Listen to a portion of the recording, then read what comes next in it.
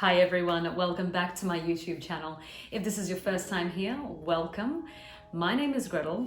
Please don't forget to like and subscribe, and let's get straight into today's topic. So today it's a little bit of a new one. We're going to be talking about tips and tricks for vocal health and vocal hygiene.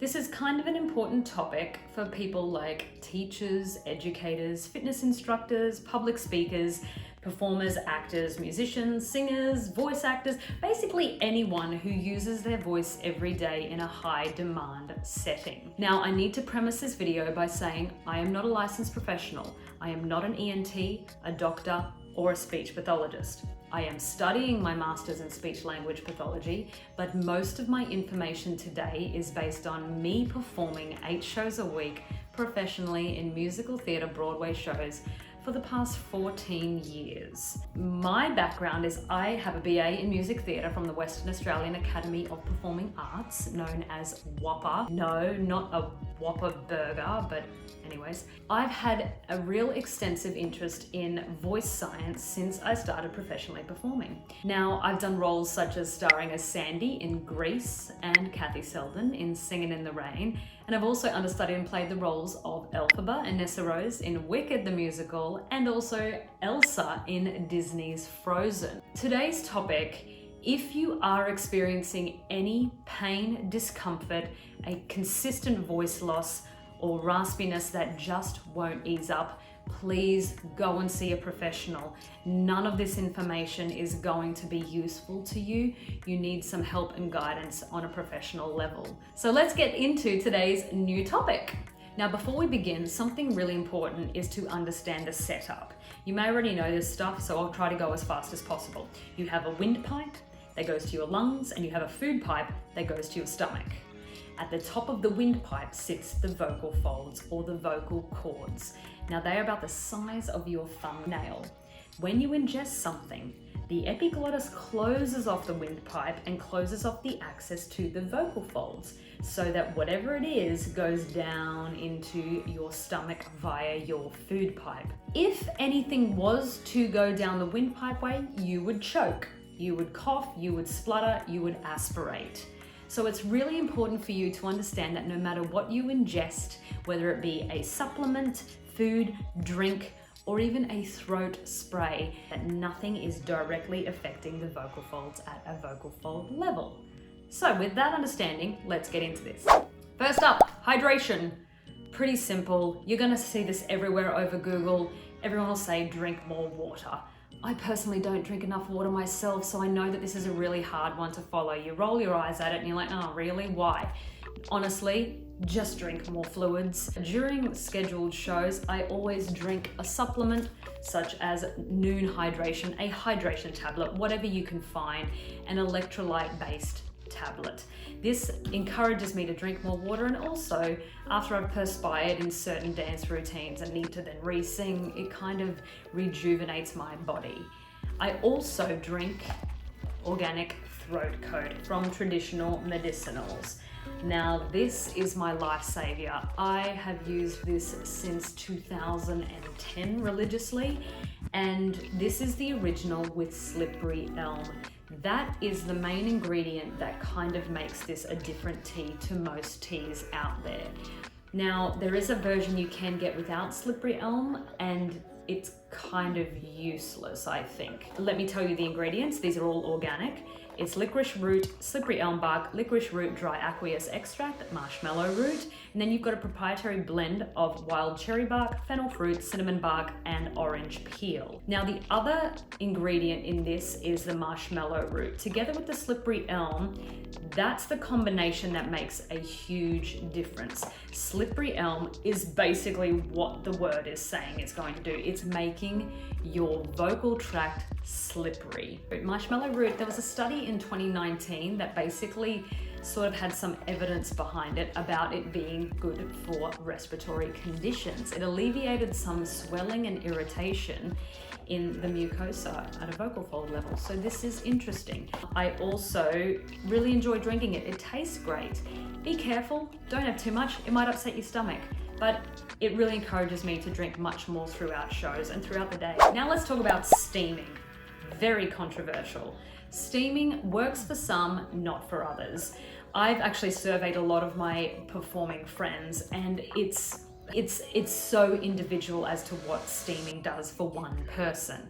Now, the idea of steam is it's warm air adding little droplets of moisture to your nasal passages and also to your throat area. That is kind of a way to really soothe irritation in either of those channels. So, as I said, it works for some, not for others. There are types of steamers you can get these days, and it's very individual. I'm going to give you some information on them. There's this one. Now, I used this one for a month or two straight, and I used it with a saline, as was recommended, and I got incredibly sick. I was shocked at how sick I actually got, and the more I used it, the worse my symptoms were getting. A few years previous, had bought this sinus inhaler when I was in Canada. Now, I also began using this for about a month or two, and I got incredibly sick again, really bad sick. And the more I used it, the more sick I got. So I'm at the stage where I potentially think that battery operated or electronically operated sinus inhalers may not be as cleanly as we think. Now, my go-to is this basic, the Sisters Steam Inhaler. I don't know if you can get this internationally. I can only find this in Australia because it is an Australian owned brand. I've used one of these for over 17 years and I've never had my symptoms get worse.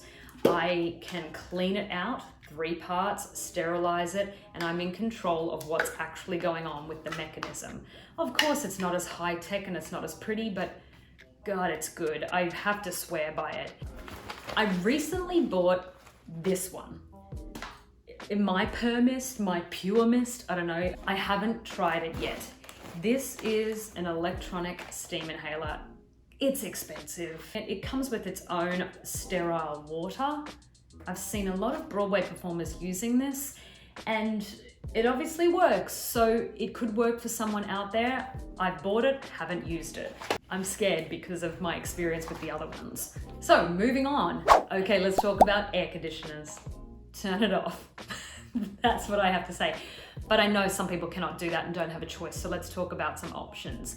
If you can't close off your vents or you can't give yourself a reprieve from it throughout the day, really consider buying yourself a large humidifier. There's one over there. This will potentially be able to sort of alleviate some of the dryness in the room. Air conditioners really dry out the air, and in turn they're drying out your vocal folds, so you're dehydrating yourself.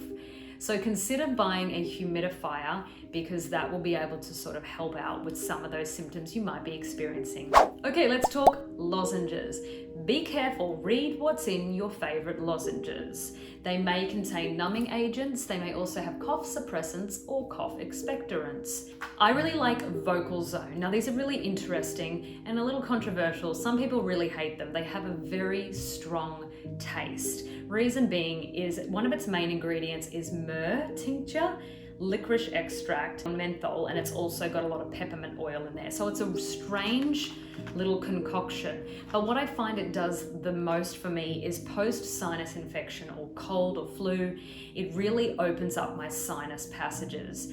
Kind of gives a little bit more of an opening effect to my sound and also my breathing. So recently I noticed that there was a real introduction of eating Sour Patch Kids or sour lollies prior to singing or excessive talking. And this is an interesting concept. A lot of people are using these to increase their salivary production, thinking that it's creating more wetness within their mouth. That's an understandable argument. However, you're actually just eating a lot of sugar, which is basically inflaming your body, but also dehydrating your vocal folds. So be really careful with that and notice what it might be doing to your body at the same time. Straw work, semi-occluded vocal tract exercises, SOVT for short. Let's talk about it. The idea of this is to place your lips around the top of a straw. You blow into it, doing some sirens or some scales, making some sounds. The idea of these sorts of exercises is to improve the efficiency of how your vocal folds actually come together and meet. In turn, it should be creating a clearer sound. If you are finding it difficult to not release air from around the seal of your mouth, add a glass of water or a bottle, and that will make sure that you are completely sealing all airflow. Now, this is great for fatigue. Be careful, you can do too much. This will increase tension and may lead to a little bit of an MTD, muscle tension dysphonia.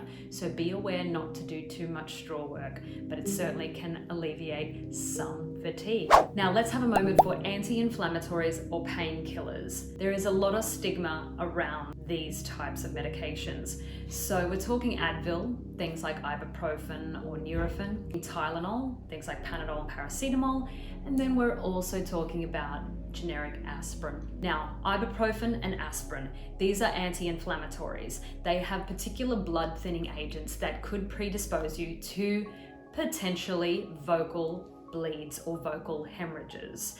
Don't get too worried. You have to kind of be abusing these two products. If you know you have a couple of days off and you're going to be resting and recovering, you're not going to be overusing your voice, you may be vocal resting, having an ibuprofen is not going to harm your vocal folds. If you are using one of these two medications or both, and then you are excessively using your voice or abusing your vocal folds, please understand you are putting yourself at risk for a hemorrhage. Things like Tylenol, paracetamol, Panadol, they have been known to cause no problems, so feel free to use them. I find it doesn't really make any difference at all to me, and I'm better off not using anything at all.